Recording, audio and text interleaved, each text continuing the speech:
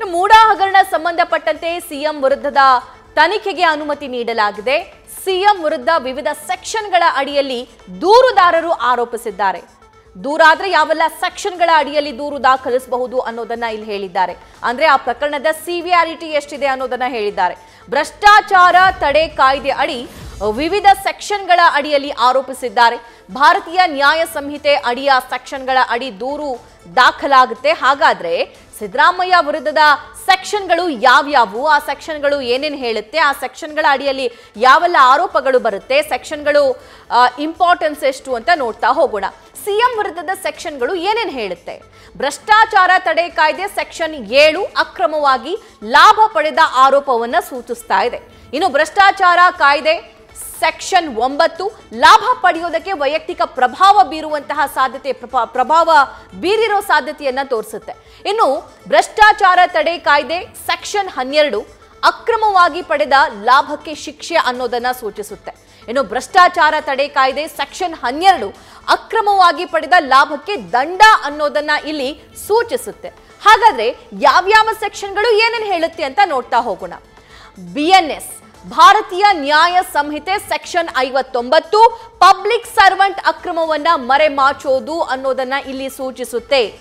ಭಾರತೀಯ ನ್ಯಾಯ ಸಂಹಿತೆ ಸೆಕ್ಷನ್ 61 ಅಪರಾಧಿಕ ಒಳಸಂಚು ಮಾಡಿರುವಂತಹ ಆರೋಪ ಕೂಡ ಹೇಳುತ್ತೆ.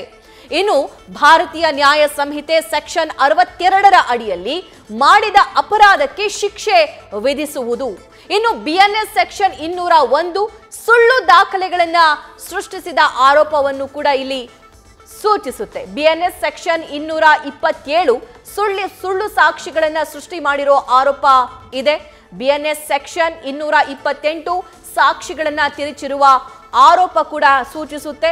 ಇನ್ನು BNS ಸೆಕ್ಷನ್ 229 ಸುಳ್ಳು ಸಾಕ್ಷಿಯನ್ನ ಸೃಷ್ಟಿ ಮಾಡಿದ್ದಕ್ಕೆ ಶಿಕ್ಷೆಯ ಪ್ರಮಾಣವನ್ನ ಪ್ರಕಟ ಮಾಡುತ್ತೆ. ಅಂದ್ರೆ ಈ ಸೆಕ್ಷನ್ಗಳ ಅಡಿಯಲ್ಲಿ ಅವರ ವಿರುದ್ಧ ದೂರು ದಾಖಲಾಗಬಹುದು. ಇನ್ನು BNS ಸೆಕ್ಷನ್ 314 ಬೇರೆಯವರ ಆಸ್ತಿಯಲ್ಲಿ ಲಾಭ ಪಡೆದುಕೊಳ್ಳಬಹುದು ಅನ್ನೋದನ್ನ ಇಲ್ಲಿ ಸೂಚಿಸುತ್ತೆ.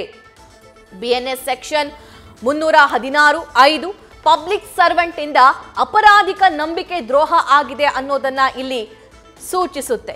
ಭಾರತೀಯ ನ್ಯಾಯ ಸಂಹಿತೆ ಸೆಕ್ಷನ್ 318 ವಂಚನೆ ಮಾಡಿದ್ದಕ್ಕೆ ಶಿಕ್ಷೆ ಪ್ರಮಾಣ ಅನ್ನೋದನ್ನ ಇಲ್ಲಿ ಕನ್ಸಿಡರ್ ಮಾಡಲಾಗುತ್ತೆ.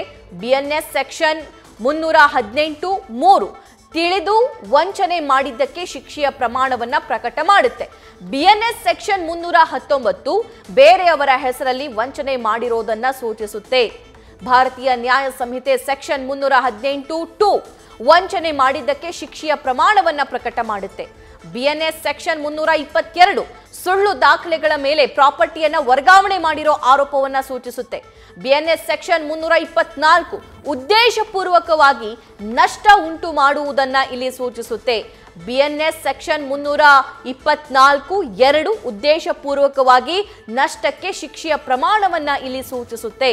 ಭಾರತೀಯ ನ್ಯಾಯ ಸಂಹಿತೆ ಸೆಕ್ಷನ್ 324 ಸರ್ಕಾರದ ಭೂಮಿ ಕಬಳಿಸಿ ನಷ್ಟದ ಶಿಕ್ಷೆಯನ್ನ ಪ್ರಮಾಣವನ್ನ ಸೂಚಿಸುತ್ತೆ. ಇನ್ನು BNS ಸೆಕ್ಷನ್ 335 ಸುಳ್ಳು ದಾಖಲೆಯನ್ನ ಸೃಷ್ಟಿ ಮಾಡಿದ ಆರೋಪವನ್ನ ಇಲ್ಲಿ ತೋರಿಸುತ್ತೆ. BNS ಸೆಕ್ಷನ್ 336 ಫೋರ್ಜರಿ ಮಾಡಲಾಗಿದೆ ಅನ್ನೋದನ್ನ ಹೇಳುತ್ತೆ ಈ ಸೆಕ್ಷನ್.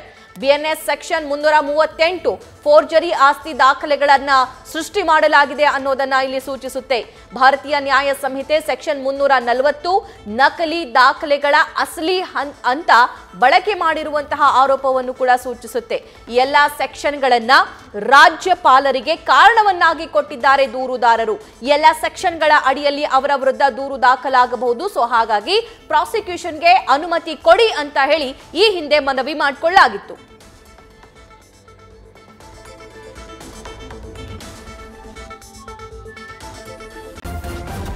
ನ್ಯೂಸ್ ಫಸ್ಟ್ ನಿರ್ಭೀತಿಯಿಂದ ನಿಮ್ಮ ಪರವಾಗಿ.